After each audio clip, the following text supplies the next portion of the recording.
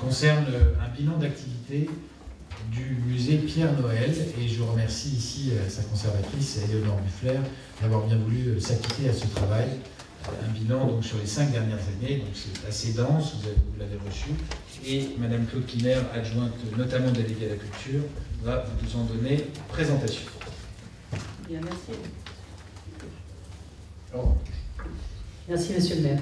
Donc, je vais vous faire un condensé de ce rapport très complet qui a été remis par Madame Buffler à Monsieur le maire. Donc, il s'agit du rapport d'activité du musée Pierre Noël sur une période de 5 ans, de 2012 à 2017. Ce rapport fait donc suite à un premier rapport qui avait été remis en 2012, et son but est de faire un bilan d'activité sur ces 5 années, de replacer le musée dans son contexte afin de mettre en perspective ses possibilités d'évolution. Alors si on dresse le contour législatif du musée Pierre Noël, il a été inauguré en mars 1977. C'est un musée municipal labellisé Musée de France.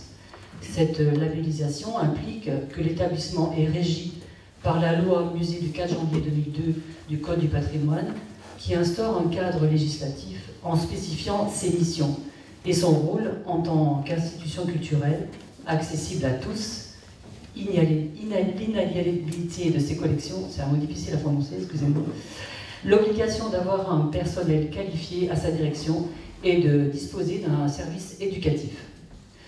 Le musée doit être doté d'un projet scientifique et culturel. C'est un document qui régit toutes les grandes orientations et les stratégies du musée en tenant compte des collections et des publics. Alors si on dresse les contours du contexte historique, on peut rappeler que ce musée a été créé en 1876 sous l'impulsion de la Société Philomatique Vosgienne, avec qui nous travaillons toujours aujourd'hui, il faut le dire. C'est le premier musée de la ville qui a été détruit lors de l'incendie de Saint-Dié en novembre 1944. Dès 1945, un mouvement de collecte et de dons s'est organisé afin de reconstituer les collections pour un nouveau musée. Ces différentes acquisitions seront complétées dans les années 60 par plusieurs achats. Alors, il y a déjà eu un fonds militaire qui est issu des collections privées de la famille Weiss, un fonds d'ornithologie qui est composé de 1500 spécimens d'oiseaux naturalisés, un fonds minéralogique de 200 pièces, un fonds numismatique de 15 000 pièces issus de la collection privée de M. Grand-Blaise. En plus de ces différentes acquisitions, le musée de Saint-Dié est désigné comme dépositaire de l'ensemble des pièces archéologiques qui sont issues des fouilles qui ont été menées par la Société Philomatique sur le site de la Bure. En 1966, le conseil municipal décide la création d'un musée municipal sur le site de l'ancien palais épiscopal, à proximité de la médiathèque. La direction de ces deux établissements sera mutualisée jusqu'en 1989. Ouvert en 1977, le musée Pierre Noël, qui porte le nom du maire qui a lancé la construction, n'avait pas évolué dans la présentation de ses collections jusqu'aux travaux qui ont été effectués en 2012. Et ces travaux qui ont permis de réhabiliter près de 1200 mètres carrés, comprenant l'aménagement d'un espace convivial à côté de la salle Cholet, une borne d'accueil réalisée en tenant compte des normes d'accessibilité et ensuite une aile de l'établissement qui est consacrée à la modernité avec les collections Le Corbusier, Prouvé et la Nouvelle École de Paris. En ce qui concerne les collections, comme la grande majorité des établissements muséaux français, le musée Pierre Noël comprend des collections riches et hétéroclites. Alors nous y trouvons du militaria, de l'ornithologie, de l'archéologie, des beaux-arts, de la minéralogie, de la numismatique et des arts et traditions populaires. On estime aujourd'hui que les collections du musée regroupent environ 35 000 objets, dont 18 411 sont actuellement portés à nos registres d'inventaire. Les deux collections les plus consultées en termes d'archives et de demandes de reproduction sont le fonds Ferry et le fonds Goll, tous deux présents à la fois au musée et à la médiathèque. Le musée bénéficie également de dépôts de la Fondation Le Corbusier, de l'État, par le biais du Centre national d'art plastique, du musée d'Orsay, du musée Zadkine, du Centre Pompidou, de la Chancellerie de la Sorbonne, en ce qui concerne les archives Ferry, et de certaines associations ou de particuliers. En dehors des collections archéologiques, qui font régulièrement l'objet de mémoires de master et de thèse, seule la collection ornithologique a bénéficié récemment d'une étude complète menée par nos collègues du Muséum Aquarium de Nancy, qui nous ont réaffirmé qu'il s'agit d'une collection de référence en Lorraine, tant en termes d'informations sur la collecte, mais également concernant le choix des spécimens. Donc c'est très intéressant. La loi musée de 2002 oblige désormais les musées de France à instruire des campagnes de récollement qui consistent en une opération de contrôle très détaillé de la présence des œuvres dans l'inventaire. Le récollement nous permet donc d'avoir une vision précise et chiffrée de l'ensemble de nos collections publiques en vue d'une meilleure prise en charge en termes de conservation préventive et d'une meilleure traçabilité des œuvres. À Saint-Dié-des-Vosges, ces campagnes de récollement ont débuté en 2004 et concernent plus de 18 000 objets inscrits sur nos registres d'inventaire. Nous avons recruté un agent de récollement, la personne de Pierre Poulain. Il réalise un travail très efficace depuis une année déjà. En ce qui concerne les moyens humains de l'ensemble de l'équipe, il comprend 14 agents qui sont répartis en différents pôles, pôle accueil, documentation, conservation, médiation et technique, soit 13,28 équivalents temps plein. Depuis le printemps 2014, nous avons créé un service de médiation au sein du musée. Alors vous voyez les images qui vont défiler devant vous. L'ensemble des activités et des activités des visites ateliers mises en place dans le cadre du dispositif Muséo MOM s'adresse aux jeunes publics, y compris aux scolaires de toute la communauté d'agglomération, et au-delà, car nous accueillons également des élèves de Salles et d'Épinal.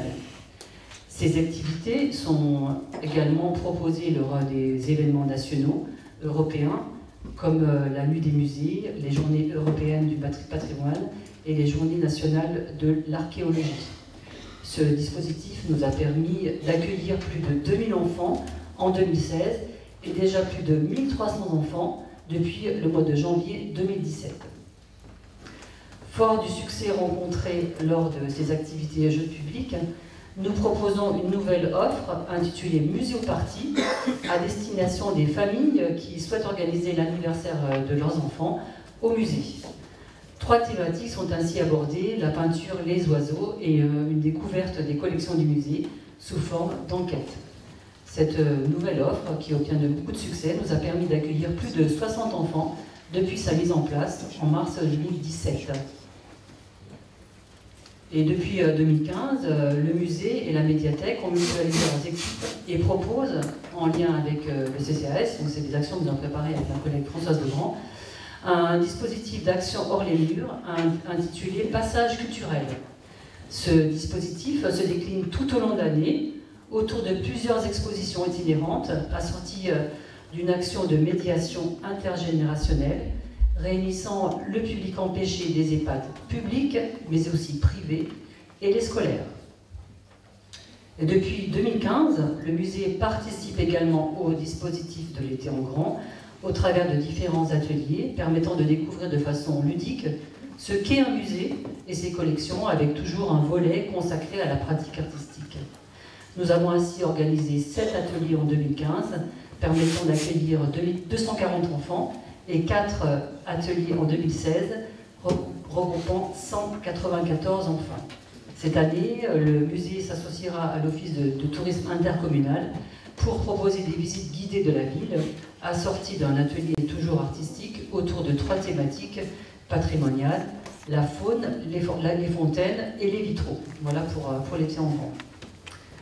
Alors, quelques précisions sur les horaires d'ouverture du musée qui varient selon les périodes de l'année, en dehors bien sûr des jours fériés. En été, alors il s'agit de début mai jusqu'au FIG. Le musée est ouvert du mardi au samedi de 10h à 12h et de 14h à 18h. et le dimanche de 14h à 18h. Et en hiver, après le FIP jusqu'à la fin avril, c'est toute la semaine, tous les jours de 14h à 18h, avec une ouverture supplémentaire le mercredi matin de 10h à 12h. Les tarifs des visites sont très accessibles, avec un maximum de 2 € pour l'ensemble du musée, y compris l'exposition temporaire pour les Audaciens, et un prix de 3 € maximum pour les extérieurs. Un dispositif pour les groupes est également mis en place. Au niveau de la fréquentation, nous pouvons observer, alors ça je vais souligner, une très très forte hausse de fréquentation qui est passée de 15 442 usagers en 2012 à 27 081 usagers en 2016, soit une augmentation de notre fréquentation de près de 42%. C'est très important. Les facteurs de cette réussite s'expliquent par bien sûr la qualité et la fréquence des actions de médiation, la diversité des thématiques d'exposition, la qualité des partenariats engagés, notamment avec l'École supérieure d'architecture de Nancy, la Bibliothèque nationale de France et la participation systématique à des événements nationaux. La pyramide des âges nous indique que sur l'année 2016, notre public se répartit de façon relativement homogène, par tiers, en ce qui concerne les enfants, les adultes et les seniors. Sur l'ensemble de notre fréquentation, nous pouvons comptabiliser 95% d'usagers français, dont 64% en Lorraine. Sur ce pourcentage de Lorrains, près de 40% d'entre eux sont des Audaciens et les 24% restants sont issus du département des Vosges. Nous accueillons donc en très grande majorité un public régional et local. Et concernant les visiteurs étrangers, 35% viennent d'Allemagne, 27% des Pays-Bas et 15% de Belgique. Une réflexion en lien avec l'Office de tourisme intercommunal est actuellement en cours afin de proposer de nouveaux circuits touristiques et de nouvelles offres qui permettront de toucher un public encore plus large. En conclusion, nous pouvons dire que le musée est aujourd'hui identifié comme un établissement culturel structurant pour le territoire à l'échelle de l'agglomération. Dans la perspective d'une rénovation ultérieure, une refonte muséale serait nécessaire en adéquation avec un nouveau projet scientifique et culturel. Tout un travail de fond sur les collections est à mener et devra s'accompagner d'une mission de médiation culturelle sur le volet historique de la ville de Saint-Denis-des-Vosges, mais également de l'agglomération. Le repositionnement patrimonial et muséal de la ville fera l'objet d'une mission de communication et devra s'inscrire dans un objectif de développement et de renforcement de partenariats avec, bien sûr, d'autres structures institutionnelles. Voilà, monsieur le maire, pour ce rapport d'activité. Bien, merci beaucoup, madame l'adjointe au maire. Vous l'avez dit, il y a effectivement des réflexions à engager, et je sais qu'Éléonore Ruffler en est tout à fait d'accord sur le parcours du visiteur dans ce musée, puisque on peut dire que les salles ont été, en tout cas pour celles qui ont été réaménagées récemment, disons dans les 20 dernières années, réaménagées sans un souci de cohérence et d'itinéraire véritable, ce qui fait qu'on peut passer très très vite des stèles funéraires retrouvées sur le camp de la Bure, aux meubles pensés en tout cas par Jean Prouvé, ce qui peut être assez stimulant. On sait que dans les programmes scolaires, et j'en suis un des produits, la chronologie n'est plus forcément à l'ordre du jour, mais enfin c'est parfois un peu perturbant et ça n'a pas toujours été pensé comme un parcours pour le visiteur. Ça rend les visites un peu difficiles parfois, notamment pour les publics qui ne sont pas spontanément ceux qui pousseraient à la porte d'un établissement culturel. Donc, il y aura nécessairement une réflexion à mener là-dessus elle est en pointillé pour les années qui viennent, mais il faudra bien s'y atteler à un moment donné, et si possible, plus tôt que plus tard.